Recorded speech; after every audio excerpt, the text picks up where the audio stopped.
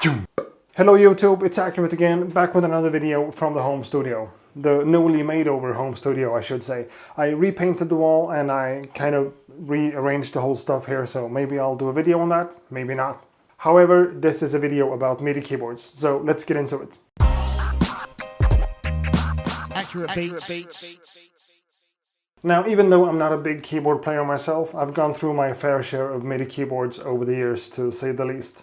MIDI keyboards comes in all different shapes and forms and sizes and price points, like this one, this one, this one, this one, this one, this one, or this one. For a lot of beginners and people who are new to music production, getting a MIDI keyboard is a really good idea to get some hands-on feel on what you're actually doing on the computer and the software. And pretty much all of the big music brands has at least a couple of different MIDI keyboards to choose from in their product line. The ones I have here at my disposal in my home studio are from Native Instruments, Arturia and Akai, and I pretty much use all of them for different types of scenarios and situations. Now, if you've ever seen any of my videos before, I guess you've also seen this one, the Keystep from Arturia. A common form factor for a MIDI keyboard like this is 25 keys or 49 keys, and this one actually has 31, 32. So 32 keys. Not mini keys and not standard full-size keys either. Something in between and really comfortable to play. And what I like here is the form factor. It sits really nicely just to the right side of my Maschine MK3. It's always easy accessible, and yeah, the 32 keys, it's a really nice compromise. The three knobs right here aren't mappable to anything else, it just controls stuff inside the keystep, which is a sequencer and an arpeggio with different time divisions and different settings like that, and I almost never use it. The connections on the back of this one is actually a selling point for a lot of people working with modular synthesizers or external gear like that. Basically, it has a bunch of CV outputs as well as sync in and out and old school normal full-size MIDI jacks right here. I'm not using any of that stuff right now on this one. Instead, I'm just using a USB cable straight to the computer, and it works 10 times out of 10. And the keybed also plays a lot better than you might think from a small sized keyboard like this, so that's really good. Now, when we're talking about MIDI keyboards that are really small and plays much better than you might expect from them, let's talk a little bit about this one. So this is the MPK Mini MK2 from Akai, one of the most popular small-sized MIDI keyboards ever, and I just had to get my hands on it. It's really small and lightweight and fits into pretty much any bag with a laptop, and boom, you're ready to produce music just like that. It gives you 25 keys, so 2 octaves, and the keyboard plays way better than it should for this kind of money. It also gives you 8 MPC style pads for finger drumming and stuff like that, as well as 8 programmable knobs on the unit. But as far as connectivity goes, this one gives you a USB connection as well as a sustain pedal input, but that's all it has. And I'm actually a big fan of this joystick design right here. Up and down gives you the mod wheel, and left and right gives you like the pitch bend up and down. So that's 2 in 1 right there. So I think this one is really suitable for beginners who wants to start making music with something other than just the mouse and the keyboard. But for me, if I ever need to leave my home studio and make beats somewhere else and I need some kind of keyboard with me, I'm bringing this one, definitely. Now, another really nice 25 key keyboard that I've been using a lot over the last few years is this one, the MiniLab MK2 from Arturia. Now, I did make a few videos on this one when it first came out, and I really like this one a lot, especially using this one together with the software from Arturia called Analog Lab 3. Arturia's made a lot of really nice software synthesizers that are digital versions of some really classic analog synths. And using this one together with the Analog Lab 3, you get a lot of the synthesizers mapped directly to the buttons and the knobs on this unit without having to do anything manually. It has a pretty nice keybed, and I have nothing negative to say about the pads or the knobs on this one either. It makes a lot of sense to use it together with the Analog Lab software. You get a visual representation of this unit on the computer screen as well, so everything makes sense like that.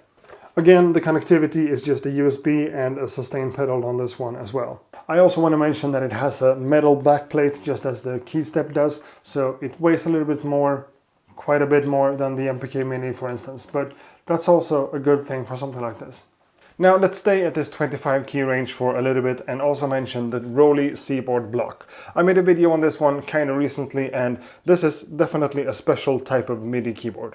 The key bed on this one is really different compared to the other ones where you have keys that you physically press down.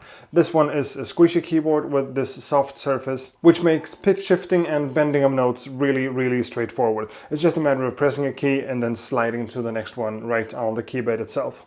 It is designed to work with Roli's own software, but there are more and more softwares coming up all the time that supports this format.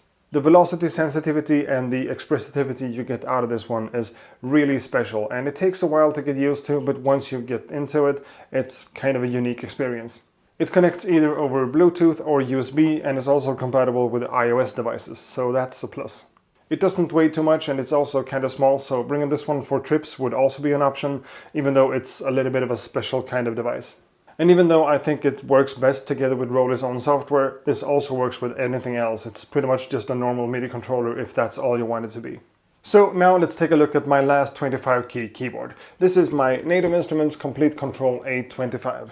This was released in 2018 together with the Maschine Mikro MK3, and these two together actually creates a really nice small-sized setup for a machine workflow. It has 8 different knobs as well as this 4-way joystick thingy right here. It has a really tiny display as well as a transport control for your DAW, and in my case, when I use this together with Maschine, it just integrates perfectly. So that's a really nice thing to have. Overall, I think this controller is a little bit too big for what it is. I mean, 25 keys and the controller is this big. The ins and outputs are pretty much the same as on the smaller ones. It's just USB and a sustain pedal input. The build quality of the knobs, the clicky buttons, as well as the pitch and mod wheel is actually really nice. And even though I don't recommend this MIDI keyboard for the portable musician that needs to just throw it in a bag and go somewhere, it has full-size keys, which is kind of a nice thing at this price point.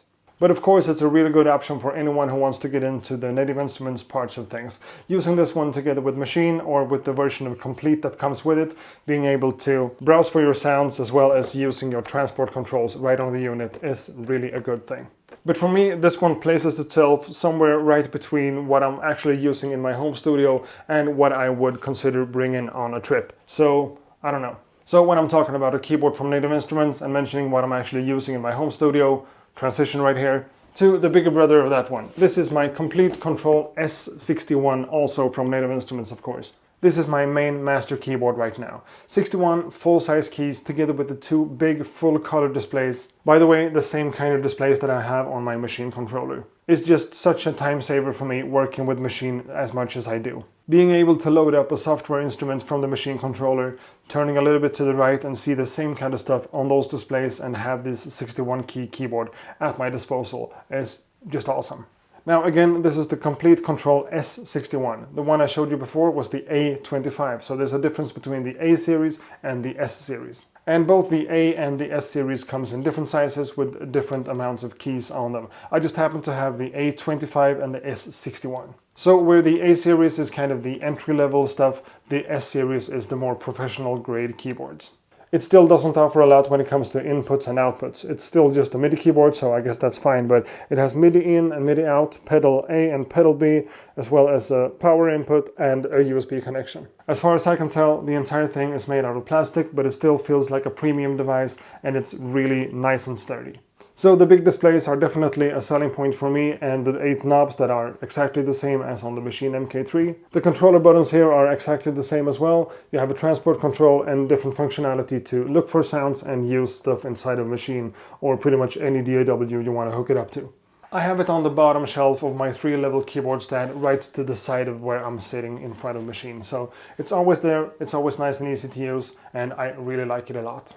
It's definitely on the more expensive side of things, but for someone like me who uses Maschine as my main workhorse, the integration of the Komplete Kontrol S61 is just amazing. And now over to the high end of Arturia. This is the Keylab 49 MK2, a 49 key keyboard with a lot of weight to it. I made a video on it when I first got it, and I have to say it's a really nice keyboard to play. It has pretty much all the bells and whistles you can ask for. 16 drum pads right here, as well as a lot of different knobs and faders on the right side here. A really great functioning transport control in the middle, as well as this Arturia integration with their own software to be able to browse for sounds. That also works with a lot of third-party plugins as well. This is definitely not a MIDI keyboard that you just throw in a bag and go to travel with. It's built out of metal and it weighs a lot. It has a bunch of different presets to work with any kind of DAW when it comes to the transport controls and the mappable sliders and everything like that. So if I'm having a project that I'm running inside of Logic, maybe it's like a collaboration or something like that, and I'm not using Maschine at all, I'm actually sometimes replacing my Komplete Kontrol S61 with this one. Out of the different MIDI keyboards I have here, I would actually say that the Keylab 49 MK2 has the best keys of them all. And even though it does integrate really well with pretty much anything, I do prefer the Komplete Kontrol S61 when I'm using Maschine, which is like 9 times out of 10. This one also wins when it comes to conductivity compared to the other ones. Here you have CV, pitch out, gate out, mod 1, mod 2, MIDI in and out, aux 1, 2, 3, expression pedal, sustain pedal, CV in, USB and power input. So if I had a lot of different old school analog synthesizers and I would have to use CV to sequence them and stuff like that, this would also be a really good option. Now I also have another big keyboard from Arturia, and that's the Keylab 61 Essential. And the Essential line of the Arturia keyboards is pretty much the same as the A series from Native Instruments. It's more aimed towards beginners, is not the right word here, but people on a budget, or just the more affordable option, so to speak. I actually brought my 61 Essential keyboard to my work. We have a little bit of a studio there for people to use, and the keyboard is being used way more there than I would have used it here, so everyone kind of wins. Now that's pretty much all the MIDI keyboards I have at my studio right now. I know there are a bunch of more MIDI keyboards out there, but I just wanted to cover the ones I have here. And I think it's really hard to recommend one MIDI keyboard to everyone, but now you have seen some of my opinions about the ones that I have, and in conclusion, the Komplete Kontrol S61 is the one that integrates best with my workflow. The Keystep from Arturia is my favorite option for just having something nice and easy on the desk, and the black on black Akai MPK Mini MK2 is my go-to option for traveling. What's really good with a MIDI keyboard like this connected to a computer or like any kind of music setup really, is that even you might not be able to play a lot of different chords and notes and scales and stuff, you're always able to trigger some stuff from a MIDI controller and get some kind of human feel to what you're doing. Sure, you can program MIDI notes and move them around a little bit on the grid to get that human feel, but to me it's really a big difference using a physical controller like this, for instance. All of the keyboards I've shown here has velocity sensitivity on the keyboards as well as on the drum pads, which is a really nice and simple way to get a human feel when it comes to how hard you're hitting a note or a drum sound or something like that. Having some knobs and some sliders on the MIDI controller you're using, as well as maybe a transport control for your DAW, actually helps a lot when it comes to letting go of the computer and making music on an instrument. Well, of course you're still using the computer, but you know what I'm saying. Now, if my home studio was a little bit bigger, I would have more of these devices connected at the same time. For instance, I have the MiniBrute 2S right here. It's a really nice analog synthesizer and it plays nicely with the buttons down here and the sequencer that's built into it. But with more space, I would dedicate one of these MIDI controllers just to play notes from this one. But I just can't fit it in here right now. Well, I hope you've learned something from watching this video. There are a bunch of MIDI keyboards and MIDI controllers out there for different kinds of softwares, DAWs, systems, and whatever. Now, all of these MIDI keyboards comes with some kind of software. The MPK Mini, for instance, comes with MPC Essential, Hybrid 3, Wobble, as well as MPK Mini MIDI Editor. Some of them comes with a lot of different sounds, some of them comes with a demo version of some kind of DAW, some of them comes with a shrunken down version of some kind of flagship software. And the reason that I didn't talk anything about the actual software that comes included with these types of devices is just that it's really hard to compare the different packages. In some cases you get some type of software together with the instrument, but if you go to the website, it's actually free to download. In some cases, it's hard for me to install the demo version because I already have the full version. And to be totally honest here, I don't really think it makes that much of a difference. Getting your hands on a limited version of a DAW isn't hard at all online and legal. Free plugin instruments and sample libraries online is really accessible nowadays, so that's really not a problem. Getting something like Ableton Live 9 Lite when you get some kind of hardware device is really good, but please don't let the included software take a too big part of your decision here. The actual hardware unit is what you're buying and what you're paying for. The extra stuff is just extra stuff. And I made a video pretty much a week ago where I announced another giveaway of the whole Native Instruments package I have. And I'm just not announcing a winner in this video, but maybe in my next one, we'll see. However, thanks a lot for watching this video. I hope to see you guys in the next one. Thanks for all the support I get as well. I really appreciate it a lot. Yeah, ha det gott! Accurate beats.